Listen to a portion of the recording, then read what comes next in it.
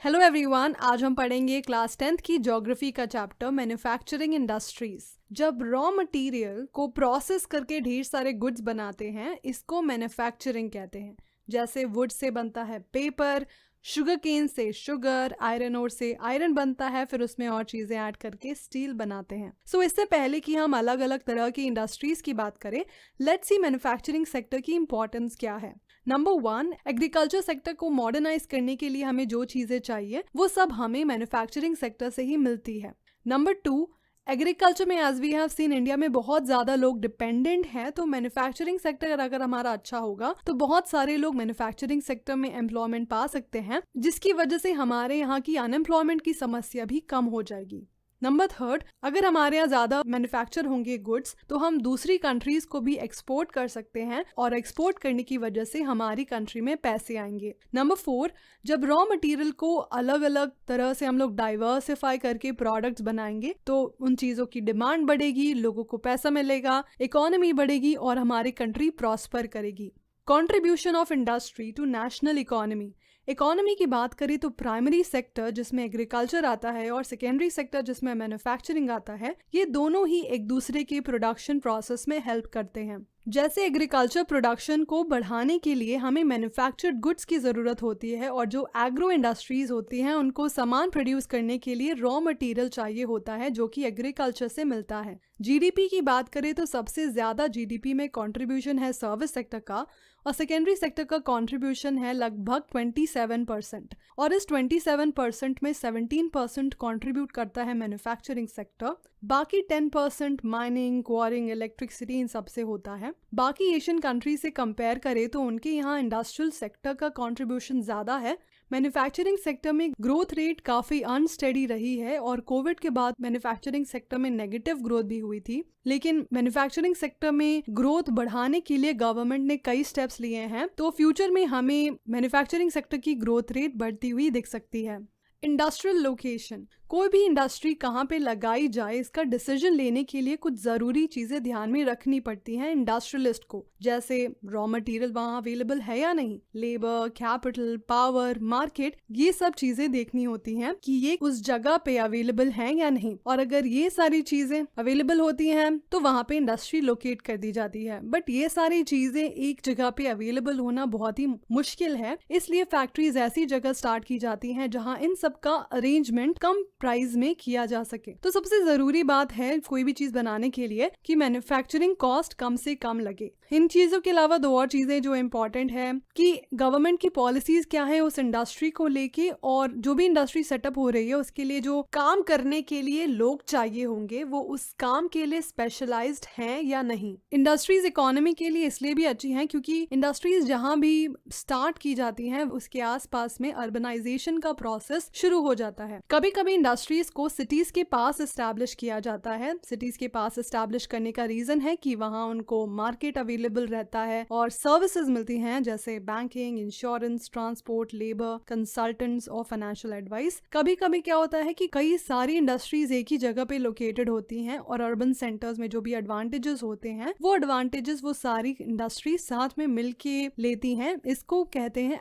Agglomeration economies. इसका example है बैंगलोर में जहां ज्यादातर आईटी इंडस्ट्रीज लोकेटेड हैं। इंडिपेंडेंस से पहले ज्यादातर मैन्युफैक्चरिंग इंडस्ट्रीज पोर्ट्स के पास सिचुएटेड थी क्योंकि तब ज्यादातर चीजें ट्रेड होती थी, इसलिए मुंबई, कोलकाता, चेन्नई, ये सब जगह ज्यादा इंडस्ट्रीज होती थी। इंडस्ट्रीज कई तरह की होती हैं और कई तरीके से हम उनको क्लासिफाई भी कर सकते हैं। पहला इस बेसिस पे क्लासिफाई कर सकते हैं कि इंडस्ट्रीज में जो रॉ मटेरियल यूज किया जा रहा है वो कहाँ से आया है। इसमें से एक होती है एग्रो बेस्ड, यानी जब एग्रीकल्चर से हमें रॉ मटेरियल मिलता है, और दूसरी होती है मिनरल बेस्ड, जब इंडस्ट्रीज को मिनरल्स चाहिए होते हैं। या फिर इस बेसिस पे क्लासिफाई कर सकते हैं कि इंडस्ट्री का मेन रोल क्या है। इसमें एक होती है बेसिक इंडस्ट्री या की इंडस्ट्री, यानी वो इंडस्ट्रीज जो ऐसा चीज प्रोड्यूस करती हैं जो कई और इंडस्ट्रीज के प्रोडक्शन प्रोसेस में हेल्प करता है, जैसे आयरन एंड स्टील इंडस्ट्री। दूसरी है कंज्यूमर इंडस्ट्री। ये वो इंडस्ट्री है जिसका सामान डायरेक्टली कंज्यूमर्स के कंजम्पशन के लिए प्रोड्यूस किया जाता है। इस बेसिस पे भी क्लासिफाई कर सकते हैं इंडस्ट्री को कि कितना कैपिटल इन्वेस्ट किया गया है। जिसमें कम कैपिटल इन्वेस्ट डिवाइड किया जाता है वो होती है small scale industry, medium industry और लार्ज स्केल इंडस्ट्री। और क्लासिफाई करते हैं इस बेसिस पे कि इंडस्ट्री को ओन कौन करता है। इसमें एक होती है पब्लिक सेक्टर इंडस्ट्री जिसको ओन करती है गवर्नमेंट, जैसे BHEL,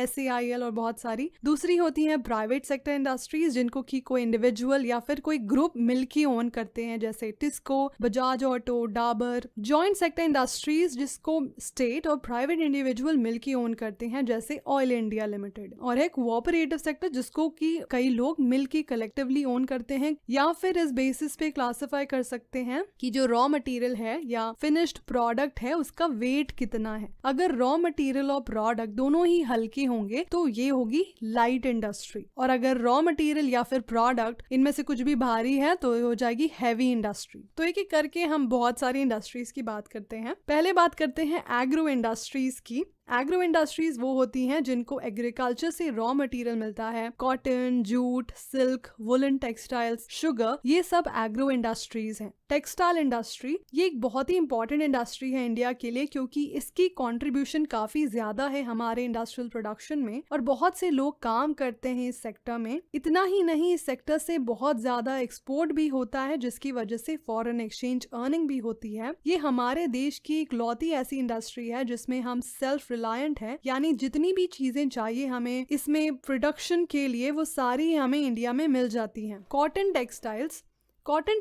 हम बहुत ही एंशिएंट टाइम से इंडिया में देख रहे हैं। पहले हाथ से इनको बनाते थे, बट 18th सेंचुरी में पावर लूम आई तो इनको मशीन से बनाया जाने लगा। तो सिंपल सी बात है, जो मशीन में बनता है वो जल्दी बन जाएगा, बट जो हाथ से बनेगा उसमें मेहनत भी ज्यादा लगेगी और टाइम भी ज्यादा लगेगा। जो हाथ से बना होगा उसका थोड़ा प्राइस ज्यादा होगा और जो पावर लूम से बना होगा उसका प्राइस थोड़ा कम होता है। इसकी वजह से हमारे जो ट्रेडिशनल कॉटन इंडस्ट्रीज थी वो मिल में बनाए हुए प्रोडक्ट से कम्पीट नहीं कर पाई। देश में सबसे पहली टेक्सटाइल मिल एस्टैब्लिश की गई थी मुंबई में 1854 में। पहले ज्यादातर कॉटन इंडस्ट्री गुजरात और महाराष्ट्र में थी, क्योंकि यहाँ पे कॉटन अच्छा होता है ब्लैक सॉइल की वजह से। यहाँ मार्केट है, ट्रांसपोर्ट फैसिलिटी है, पोर्ट भी है, लेबर है और मॉइस्ट क्लाइमेट है। और इस इंडस्ट्री की वजह से कई लोगों को एम्प्लॉयमेंट मिलती है, जैसे फार्मर्स को, कॉटन बॉल प्लकर्स को, ginning, spinning, weaving, dyeing, designing,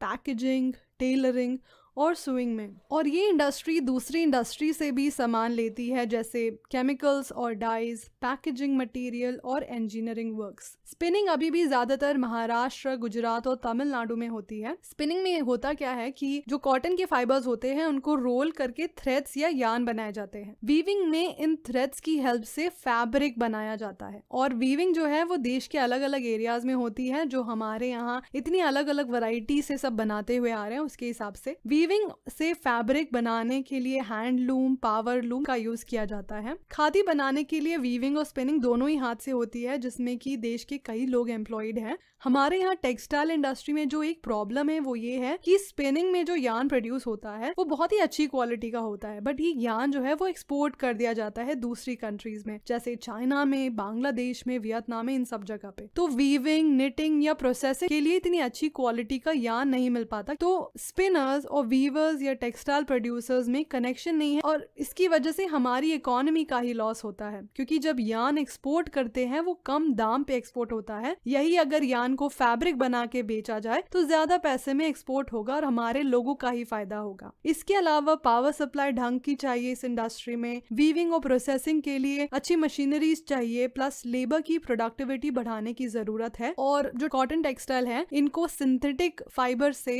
जो प्रोडक्ट्स बन रहे हैं उनसे कम्पीट करना पड़ता है। जूट टेक्सटाइल्स इंडिया में सबसे ज्यादा रॉ जूट और जूट के प्रोडक्ट्स बनते हैं। एक्सपोर्ट करने के मामले में बांग्लादेश सबसे आगे है और इंडिया सेकंड नंबर पे है। सबसे पहली जूट मिल कोलकाता की रिशरा में लगी थी 1855 में। पार्टीशन के पहले क्या था कि ज्यादातर मिल्स वेस्ट बंगाल में थी और जो प्रोडक्शन होता था वो ईस्ट बंगाल में होता था। बट 1947 में पार्टीशन के बाद हमारे यहाँ मिल्स ही रह गई और 3/4 जो जूट प्रोड्यूसिंग एरिया था वो चला गया पाकिस्तान राजस्थान के पास, बट धीरे धीरे यहाँ हमारे यहाँ भी प्रोडक्शन बढ़ने लगा। अभी की बात करें तो ज्यादातर इंडस्ट्रीज बंगाल में है, हुगली रिवर के पास के एरिया में। ऐसा इसलिए क्योंकि इस एरिया में जूट प्रोड्यूसिंग एरियाज हैं। जूट बनाने के लिए पानी चाहिए, वो भी यहाँ मिलता है रिवर की वजह से। रेलवेज, रोडवेज और वाटरवेज है। काम करने के लिए लोग चाहिए, वो आसपास के स्टेट से आ जाएंगे। कोलकाता पास में है, जिसकी वजह से जो हमें सिटी की सर्विसेज चाहिए वो भी मिल जाती है। इस इंडस्ट्री को बाहर की कंट्री से बहुत ही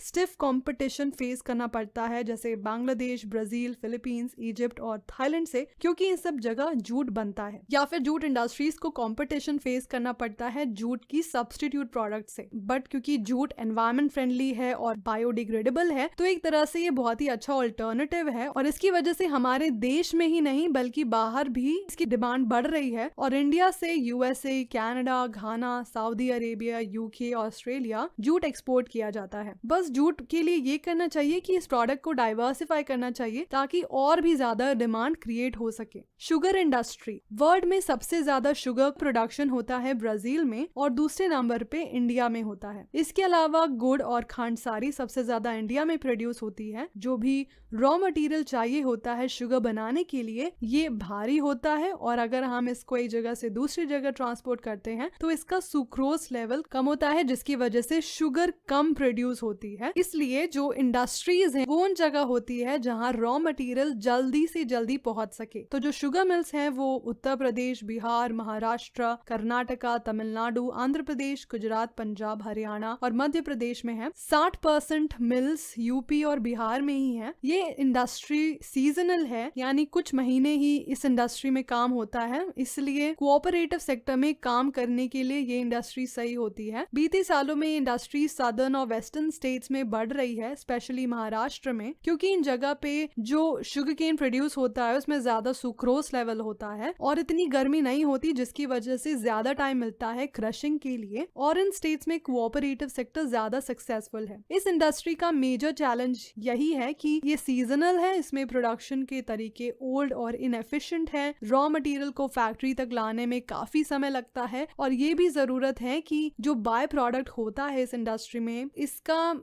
यूज करना चाहिए। मिनरल बेस्ड इंडस्ट्रीज, जिन इंडस्ट्रीज में मिनरल्स और मेटल्स रॉ मटेरियल के तौर पर यूज होते हैं वो मिनरल बेस्ड इंडस्ट्रीज होती है। इसमें ये सारी इंडस्ट्रीज आती हैं। आयरन एंड स्टील इंडस्ट्री, ये बेसिक इंडस्ट्री है, यानी बाकी इंडस्ट्रीज चाहे वो हैवी इंडस्ट्री हो, मीडियम इंडस्ट्री हो या स्मॉल इंडस्ट्री हो, उनको आयरन एंड स्टील इंडस्ट्री से रॉ मटेरियल चाहिए होता है। स्टील का यूज बहुत सारी चीजों को बनाने के लिए किया जाता है। जिस कंट्री में जितना ज्यादा स्टील का प्रोडक्शन होगा और जितना ज्यादा कंजम्पशन होगा, उस कंट्री को मानते हैं कि वो उतनी ही डेवलप्ड है। और आयरन और स्टील इंडस्ट्री एक हैवी इंडस्ट्री है, यानी इनमें जो रॉ मटेरियल होता है और जो फिनिश्ड प्रोडक्ट होता है ये दोनों काफी भारी होते हैं, जिसकी वजह से इनका ट्रांसपोर्टेशन कॉस्ट काफी ज्यादा आता है। स्टील बनाने के लिए आयरन और कोकिंग कोल और लाइमस्टोन चाहिए होता है 4:2:1 के रेशियो में, और थोड़ी क्वांटिटी में मैंगनीज भी चाहिए होता है स्टील को स्ट्रॉन्ग बनाने के लिए। तो ऐसे में स्टील प्लांट की आइडियल लोकेशन किधर होगी? छोटा नागपुर प्लेटो में सबसे ज्यादा कॉन्सेंट्रेशन है आयरन और स्टील इंडस्ट्री की। इसके मेन रीजंस है कि यहाँ पे सस्ते दाम में आयरन ओर मिल जाता है और अच्छी ग्रेड का रॉ मटेरियल मिल जाते हैं आसपास के एरियाज से। यहाँ पे काम करने के लिए चीप लेबर मिल जाते हैं। सबसे ज्यादा स्टील प्रोडक्शन होता है चाइना में, सेकंड नंबर पे इंडिया है। ये कंपैरिजन है 2014 से 2018 तक इंडिया और चाइना में कितना प्रोडक्शन हुआ है। 1950s में इंडिया और चाइना दोनों में ऑलमोस्ट सेम क्वांटिटी में स्टील प्रोड्यूस होता था, बट अब चाइना काफी आगे निकल गया है। इंडिया में सबसे ज्यादा स्पॉन्ज आयरन का प्रोडक्शन होता है। इंडिया में जो भी पब्लिक सेक्टर अंडरटेकिंग्स हैं वो अपना steel production SAIL steel authority of India के थ्रू मार्केट में लाती हैं। ये तो रही स्टील प्रोडक्शन की बात। स्टील कंजम्पशन की बात करें तो 2018 में वर्ल्ड में ऑन एन एवरेज स्टील का कंजम्पशन 224.5 kg था, जबकि चाइना में per capita steel consumption 590.1 kg था और इंडिया में 73.3 kg। तो इंडिया एक important iron and steel producing country है, बट हम अपनी फुल पोटेंशियल पे काम नहीं कर पा रहे हैं। ऐसा इसलिए है क्योंकि कोकिंग कोल बहुत महंगा है और कम क्वांटिटी में अवेलेबल है। लेबर तो इजीली मिल जाता है बट उनकी प्रोडक्टिविटी कम होती है। एनर्जी की इरेगुलर सप्लाई है, और इंफ्रास्ट्रक्चर काफी पुअर है। जितना प्रोडक्शन होना चाहिए हमारे उतना नहीं होता है, इसलिए हम लोग बाहर की कंट्री से स्टील इंपोर्ट करते हैं। Liberalisation of foreign direct investment की वजह से इंडस्ट्री में ग्रोथ शुरू हुई है प्राइवेट एंटरप्रेन्योर्स की वजह से, और इस इंडस्ट्री में रिसर्च और डेवलपमेंट में इन्वेस्ट करने की जरूरत है अगर हमें बाहर की इंडस्ट्री से कम्पीट करना है और अपना प्रोडक्शन बढ़ाना है। तो aluminium smelting, iron and steel industry के बाद एल्यूमिनियम एक्सट्रैक्ट करने वाली industries second most important industry है इकोनॉमी में। एल्यूमिनियम लाइट होता है, कोरोजन नहीं होता उसमें आयरन की तरह, और हीट का अच्छा कंडक्टर भी होता है। ये मेलिएबल होता है, यानी अलग अलग शेप्स में बनाया जा सकता है, और जब इसमें अलग अलग मेटल्स मिलाए जाते हैं तो ये स्ट्रॉन्ग बन जाता है। ये एयरक्राफ्ट बनाने के लिए, यूटेंसिल्स, वायर बनाने में यूज होता है, और इतने बेनिफिट्स की वजह से ये आयरन, स्टील, कॉपर और जिंक की जगह यूज किया जाता है इंडस्ट्रीज में। एल्यूमिनियम स्मेल्टिंग प्लांट्स में एल्यूमिनियम को उसके ओर से एक्सट्रैक्ट किया जाता है।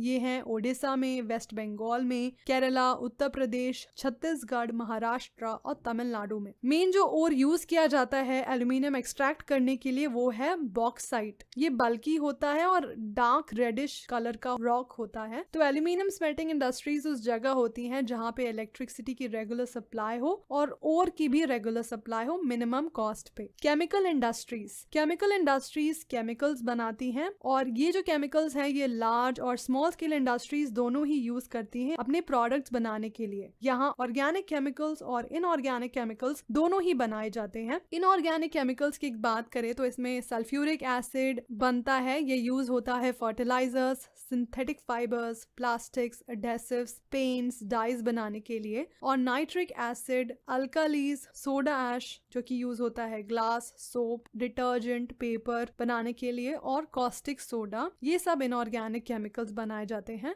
ऑर्गेनिक केमिकल्स की बात करें तो इसमें पेट्रोकेमिकल्स आते हैं जो कि यूज होता है synthetic fibre, synthetic rubber, plastic, die stuff, drugs और फार्मास्यूटिकल्स बनाने के लिए। इनऑर्गेनिक इंडस्ट्रीज जो हैं वो देश भर में फैली हुई हैं, क्योंकि इसमें जो रॉ मटेरियल चाहिए होता है वो लाइट होता है और ये हर जगह इजीली अवेलेबल हो सकता है। बट जो ऑर्गेनिक केमिकल्स बनाने की इंडस्ट्रीज होती हैं ये लोकेटेड होती हैं ऑयल रिफाइनरीज और पेट्रोकेमिकल प्लांट्स के पास में। तो केमिकल इंडस्ट्री में जो भी प्रोड्यूस होता है उसमें से आधा तो केमिकल इंडस्ट्री खुद ही कंज्यूम कर लेती है, क्योंकि कोई और केमिकल बनाने के लिए हमें केमिकल की जरूरत होती है। फर्टिलाइजर इंडस्ट्री, फर्टिलाइजर इंडस्ट्री में प्रोड्यूस किया जाता है nitrogenous fertilisers, mainly urea, phosphatic fertilisers और aluminium phosphate, and complex fertilisers में नाइट्रोजन, फॉस्फेट और पोटैश होता है। पोटैश क्योंकि हमारे भारत में नहीं होता है इसलिए हमें ये बाहर से इंपोर्ट करना पड़ता है। ग्रीन रेवोल्यूशन में जब ज्यादा फर्टिलाइजर यूज किया जाने लगा उसके बाद से इस इंडस्ट्री में काफी एक्सपेंशन हुआ, और ये मिलती हैं गुजरात, तमिलनाडु, उत्तर प्रदेश, पंजाब और केरला में।